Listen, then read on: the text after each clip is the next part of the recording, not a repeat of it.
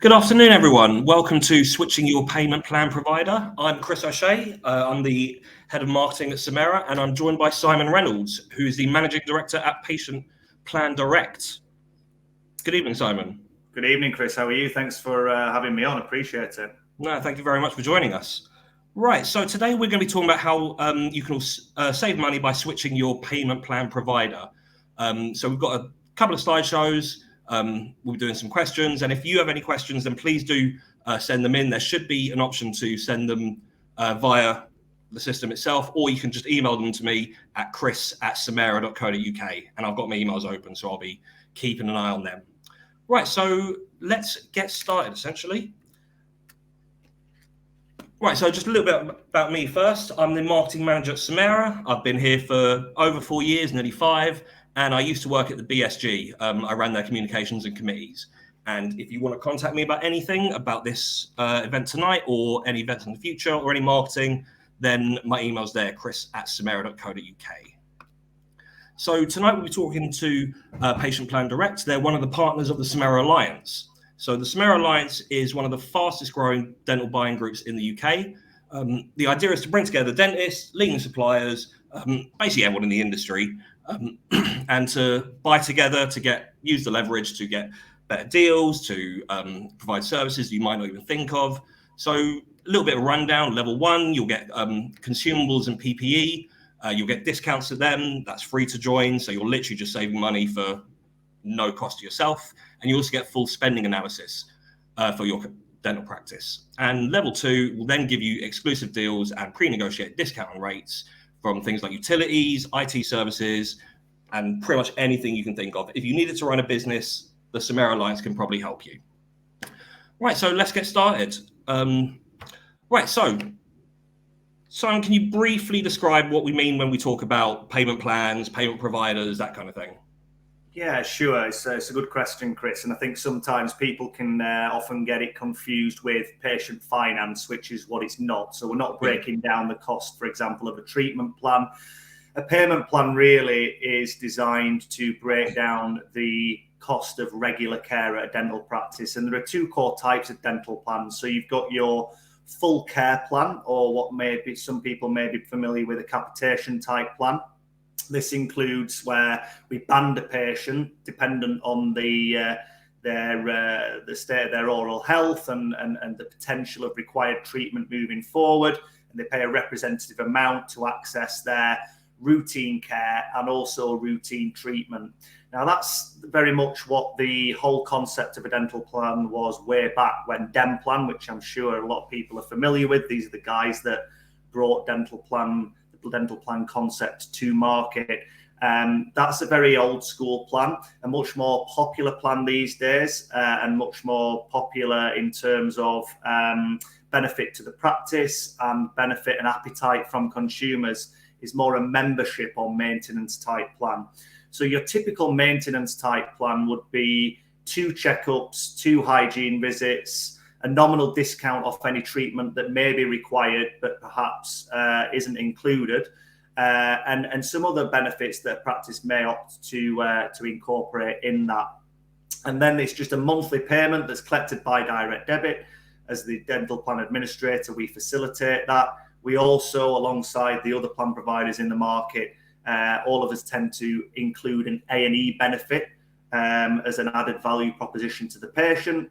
And so the whole idea of dental plan in an ideal world is that if you get it right, it's a benefit to the practice because it's encouraging loyalty, it's creating that recurring revenue stream for a patient. It's helping them to budget for their routine dental care, and also encourages them to attend regularly, so therefore reduces oral disease. And clearly for ourselves, if we're getting things right in supporting the practice and helping them to grow their plan base, then we increase our revenue stream. So it really can be a win-win for all parties.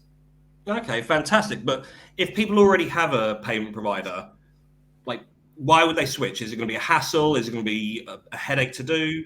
Yeah, it's again a great question. So, I mean, our business is very much built on we are a cost-saving proposition in the dental plan market, which we'll come on to in much more detail throughout the webinar. One of the primary reasons why a practice may opt to switch provider could be down to cost. So, similarly to you or I switching energy suppliers, perhaps to try and find the best deal. If the core support and service is the same, then you may shop around. So a practice could be looking to reduce their overheads associated in administering the plan.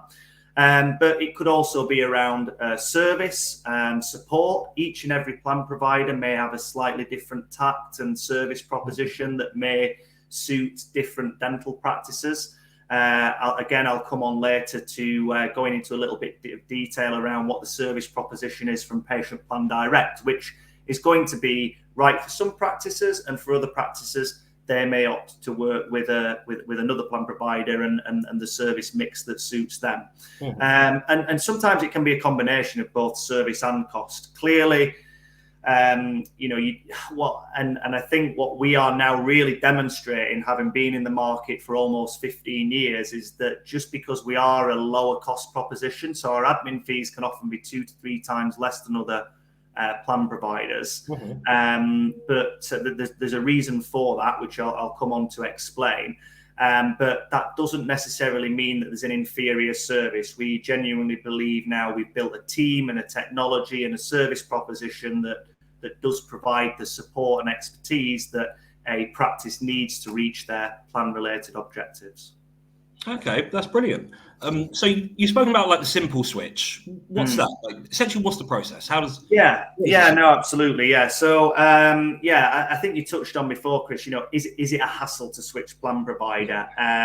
The short answer is it used to be. So, just over a year ago now, at the back end of 2021.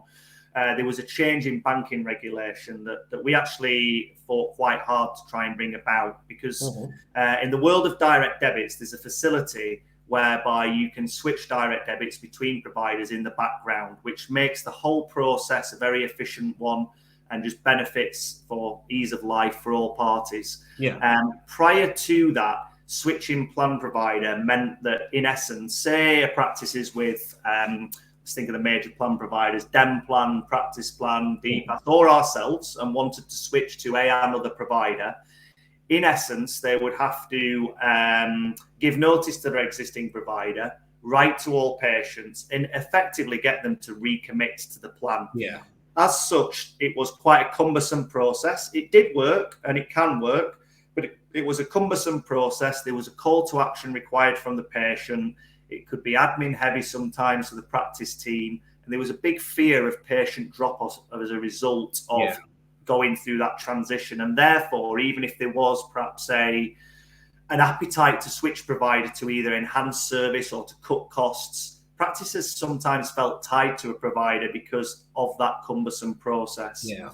Thanks to this banking regulation change and the regulators getting a grip on things, what this means now is that all of the plan providers have effectively had to sign up to utilize what's called the bulk transfer facility in the world of direct debits. So what this means now, and we've now managed dozens of switches in this capacity, is that you still have to write to patients to let them know, obviously, that it's going to be a change in how their dental plan is administered, and perhaps the service provider behind that. But there's no call to action for the patient. This is all managed in the background, hassle-free, and we've really now built up the evidence that patient drop-off needn't be a concern. We've got plenty of case studies just to show that it really is an easy process, and hence why we're coining it the simple switch process. Okay, I mean, if I could do my job without having anyone click a call to action, it'd make my life so much easier. So I can imagine that really absolutely drop off. Absolutely, yeah, no, it is. It really is. It's a game changer for sure. Yeah, sounds like it. So how many have you performed roughly? How many switches Yeah, well, I mean, this has been around now for just over the last 12 months or so, Chris. Okay. And there's still a big education piece, which is why we're so keen to do such content as the webinar that we're conducting this evening, because we want to raise the awareness that there is now this new facility to switch plan provider. That being said, we are doing more and more. We're working with some of the corporate groups as well that are really sort of seeing this as a huge opportunity for them to cut costs, as well as independent practices. So we've done dozens over the last few months, and as mentioned, we've got some fantastic case studies to really evidence that there's just not that need for patient drop-off. There may be a slight drop-off as a result of the switch, but no more really than what practices would notice month to month, just down to natural attrition. You do get people who join the plan, who leave the plan, and what we can often find as well is that in that change and in engaging with a new provider, our team is really hungry to work with the practice if they have the capacity to see if they can then grow their plan base further. And sometimes with that sort of fresh approach and strategy, we're actually finding that practices, as a result of the switch, 3 to 6 months later, have actually grown then their plan base further as well.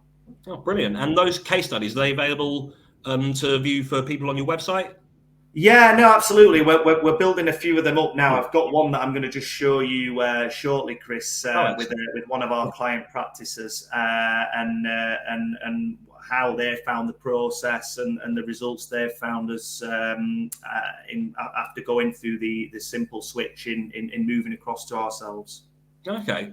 So what puts you apart from other payment plan providers? What's your unique selling points? It's very good question, Chris. So with ourselves, as mentioned, we are a cost saving proposition. So our goal is to keep our admin fees down. This is the fees that we charge to the practice to administer their payment plans. We look to keep that as low as possible, and I think that's always clearly going to be a goal of ours. Sorry, that's our very much our core differentiator in the world of plan providers. The other thing I would say is that we're not a corporate organisation. So whereas the other major plan providers in the market are well known, you've got Denplan, which is owned by Simply Health. You've got Practice Plan and DPAS, which are both owned by Wesleyan. We're a smaller organisation, but we're well established. We've got a UK-wide field-based business development team, a highly responsive office-based client services team, and relationship managers. We're not going anywhere. We've been around 15 years now. Our business grows from year to year, but we are still that privately owned, and it's very much, we really pride ourselves on providing that responsive, personal service. There's no other corporate agenda at all, and we really want to try and retain that. The other thing is that we are very technology-led, so we really do try to adopt paperless processes with sustainability in mind wherever possible. So in doing so, we reduce our costs on that front. And the final thing I think is that we are a really focused plan provider. So we are only a plan provider, and what I mean by that is that other plan providers may offer other elements of support or auxiliary services alongside the core of their dental plan administration. And the reason they do that is to justify perhaps a higher admin fee.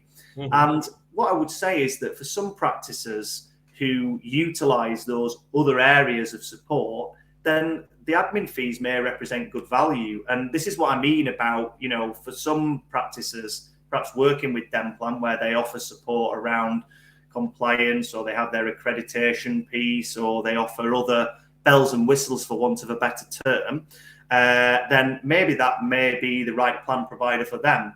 If you're looking for a plan provider that purely provides support, expertise, technology, marketing resources, we believe we've got everything we need. We can provide everything that a practice needs to make a success of their plan. If you're looking for that and you want to be sure that you're not paying for any other extras and really sort of accessing as much value but focused value as possible, then that's where we sit in the market, Chris. Okay, that's brilliant. So you've already talked a bit about some of the benefits that clients can have by switching their provider. So they can save money, it's easy, they'll see very little drop off. Are there any others you can think of, like for switching itself?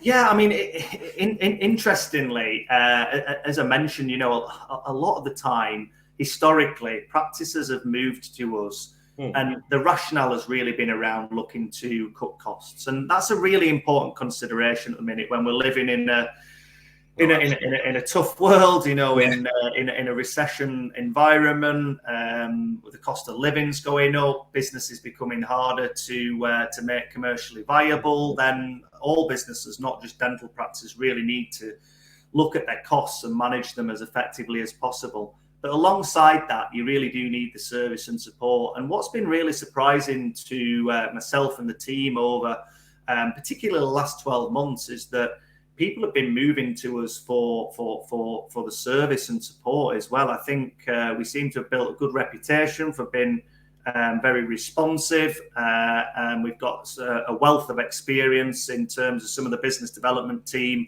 and their experience of working in practice and then relating that to dental plans. And for example, our head of business development, Janice, has 30 years experience specifically in the plan market. So, you know, to tap into that sort of expertise, I think, you know, the word's getting out that if it's low cost, but you also get the service and support, then yeah, that's why practices are opting to switch to us.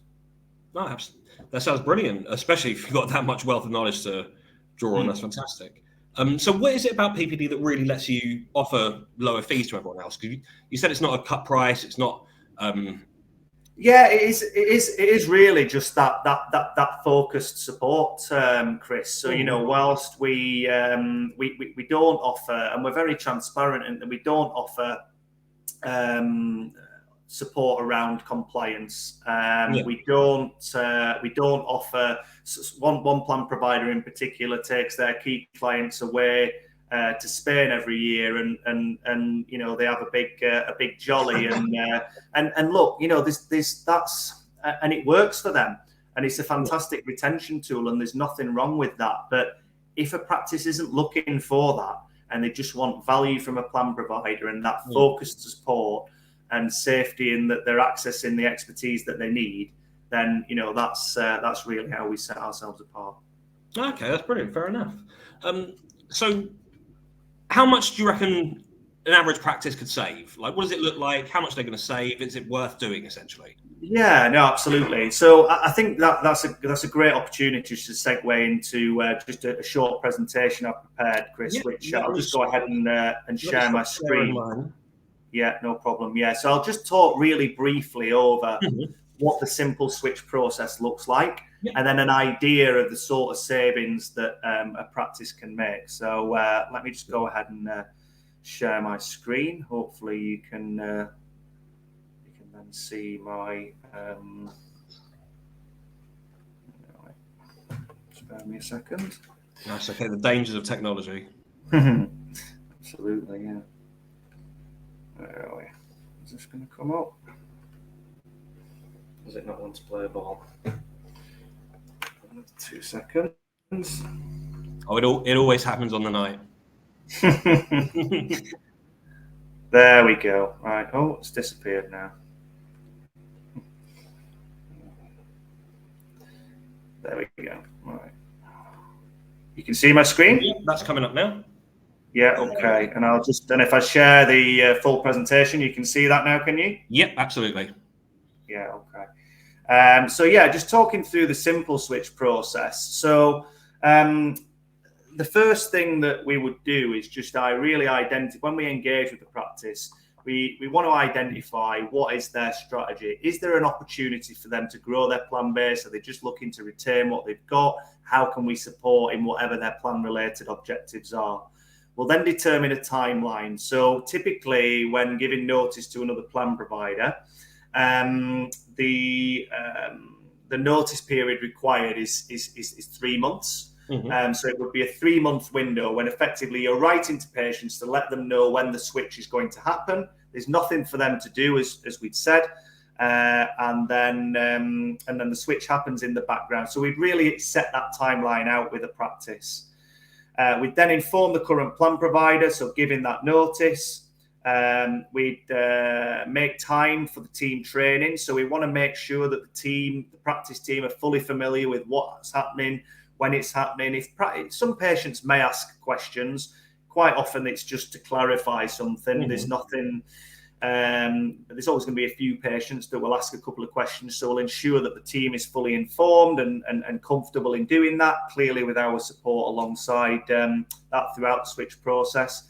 We'll then write to the patients. As mentioned, there's no call to action, but just to inform them as to what's happening and when, and introducing the new A&E benefit that we provide that may replace whatever they had as the supplementary benefit with their previous provider. We'll then let the simple switch commence, which is absolutely hassle-free, and then thereafter enjoy expert support and huge cost savings. Okay, so it really is a simple process. Yeah, it does sound simple. Just a quick question with my marketing hat on. Yes. They don't have to, the patients don't have to do a call to action or anything. Do they have to acknowledge the email or the switch or anything, or do the practices just have to let them know? No, exactly. And we take care of the whole mailing fulfillment. Now, we are a practice branded solution. So as far as the patient's concerned, it's the practice's own plan. Right. So we'd be writing to patients, and the message, for example, if a practice is switching from Denplan, which is a consumer-facing brand, then in that instance, the message would be, we are now administering our own plan. Now, ultimately, it's a patient plan director sitting behind that, but as mentioned, it's a practice-branded solution. We do provide that global dental A&E supplementary benefit alongside the plans. But we would manage the whole mailing fulfillment, but it would look like it's coming from the practice. But yes, there's no call to action for the patient. Now, the patient could cancel their plan if they so wish, but they can do that at any time anyway.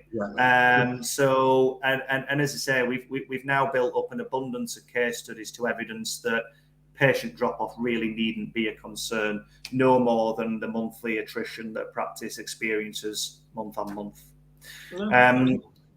So here's a little, just a bit of a bar chart here to give you an idea as to the typical. So these are the other 3 major plan providers in the market alongside ourselves. So as you can see, as the numbers across the bottom are the volume of patients that a practice has on plan, and then up the side axes we have the savings that we could make. So for example, here, a practice with 1,500 patients on plan with Denplan is going to save over 20,000 a year. With practice plan, almost sort of 12,500 or so, and probably about 6,000 or so with DPAS. Looking at some more specifics of that, these are again the annual savings from 3 of the major plan providers. The volume of patients you have on plan. This is the sort of annual saving that you're going to be making year on year. Now, thinking about, for example, let's say a practice has 1,000 patients on with Denplan. Perhaps they're thinking about an exit in the next 2 or 3 years. Clearly, a 16 or almost 17,000 pound saving dropping to the bottom line. If that multiplies out in a practice exit, that could really be, more like 80 or 100,000 pounds potentially, dependent on the multiples that a practice is achieving at exit. Also, another thing is, 16 or 17,000 pounds in saving.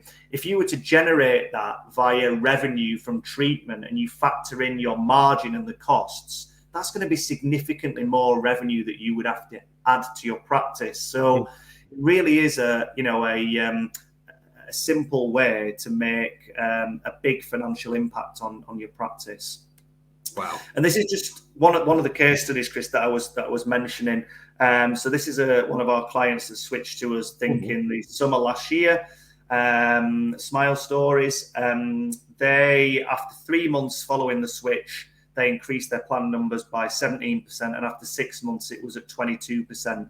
And so we're really trying to push this message this year. As we build more of these case studies, we're finding that this is not just an opportunity to save, but it's an opportunity to switch, save, and grow.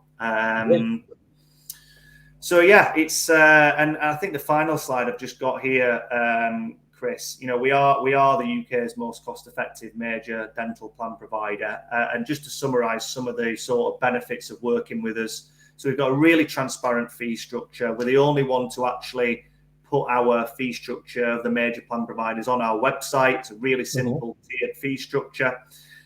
We offer the expert support and training that's required. We've got a really highly responsive client services team. So alongside the field-based team, the guys in the office are equally passionate about providing great service. You know, there's no send an email in and get a sort of response in 3 days. The guys are on it. And yeah, you know, you can, whether it be email, live chat, or phone in, we deal with things in a matter of hours, not days. We provide the marketing tools and advice that practices need. So we provide promotional leaflets, posters, content for websites, ideas for social, etc. There's complete flexibility. So our strapline is your practice, your plans. Your patients, your plans. Yeah, we can ultimately we can guide, but whatever type of plan a practice wants to offer, it's down to them. We've got a really easy to use online portal. I've probably not talked enough around this, but our technology and the ease of, you can sign patients up in a completely paperless environment. You can pull all the reports and insight that you need at the click of a button via our portal. It's a real strength of ours. We offer that global dental A&E scheme, which the majority of the providers do. And to be honest, they're very similar in terms of the benefits to the end patient. So highly comparative there in comparison to other major plan providers. And yeah, as I mentioned, we're very focused on paperless processes and the ability for patients to sign up in a paperless capacity as well. And then I've just popped my contact details here as well, Chris, but I would encourage anyone listening in to ensure that they do go via you guys, via the Samira Alliance, because as you'd mentioned before, there is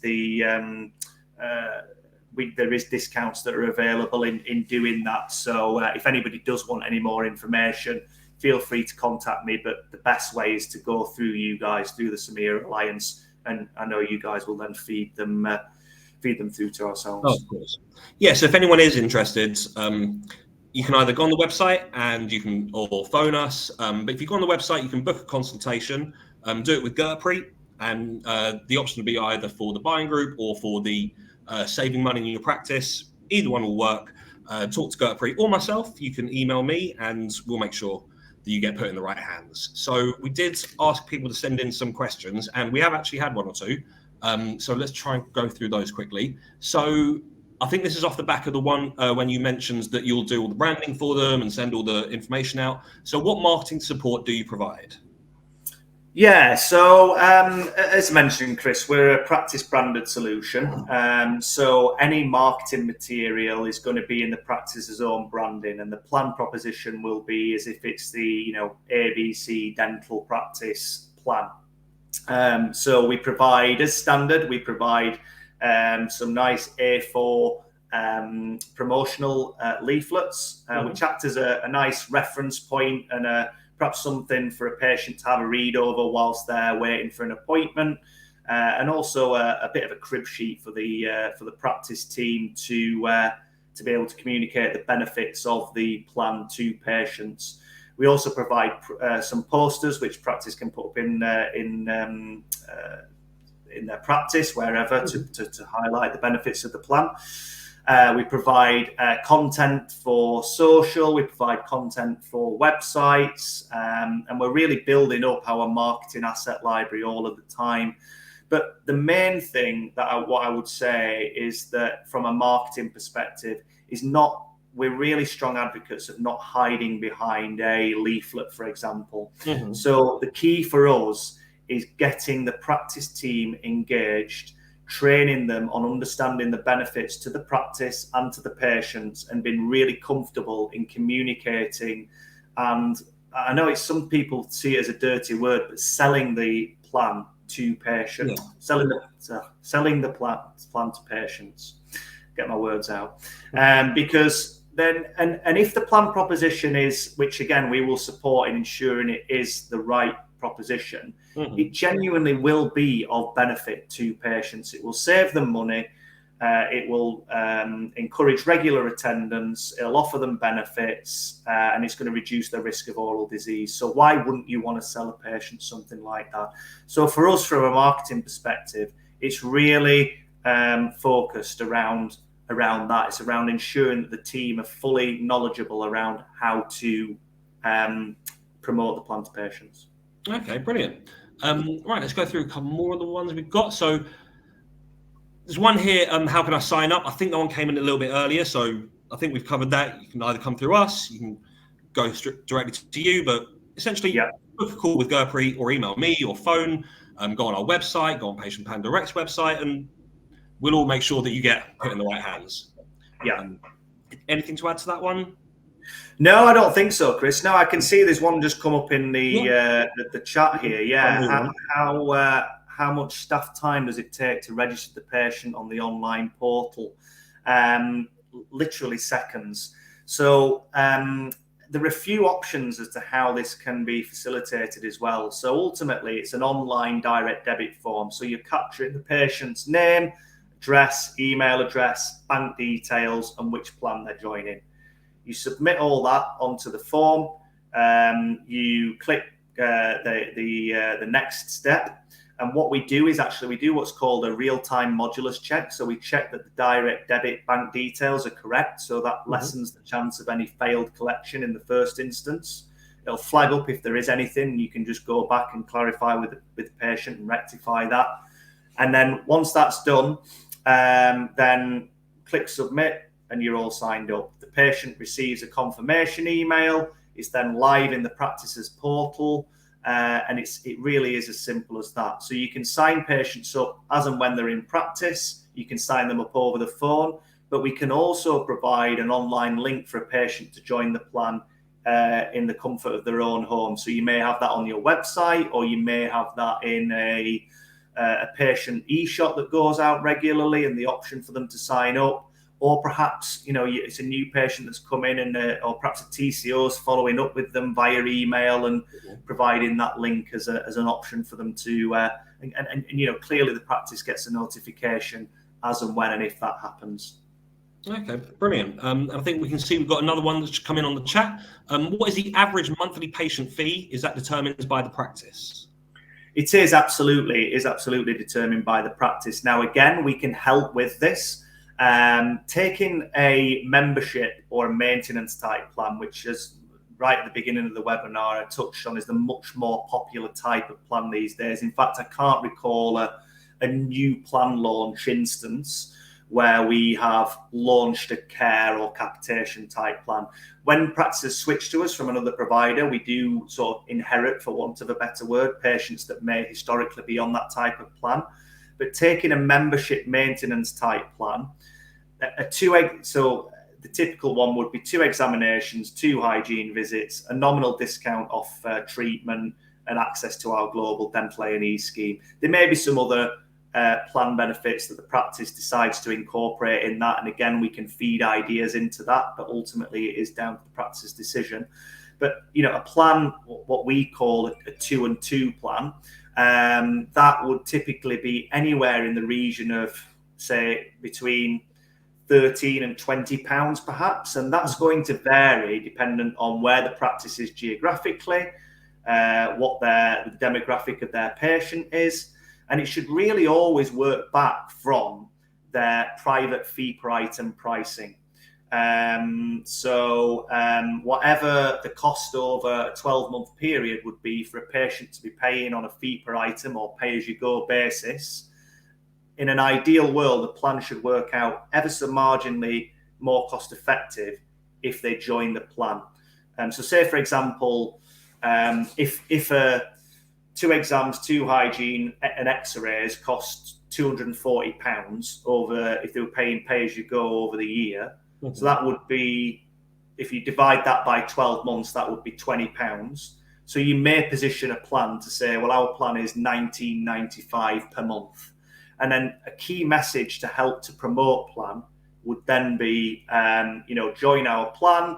You get these benefits. It's a nice monthly direct debit to help you to budget, and it's more cost effective than visiting on a pay-as-you-go basis, because we want to reward our loyal patients that make that commitment to the practice. Okay, brilliant. And one I know that is going to be, if not asked, at least thought of. So how do people find out how much they can save? Do they have to phone you and have a consultation? Can they just work?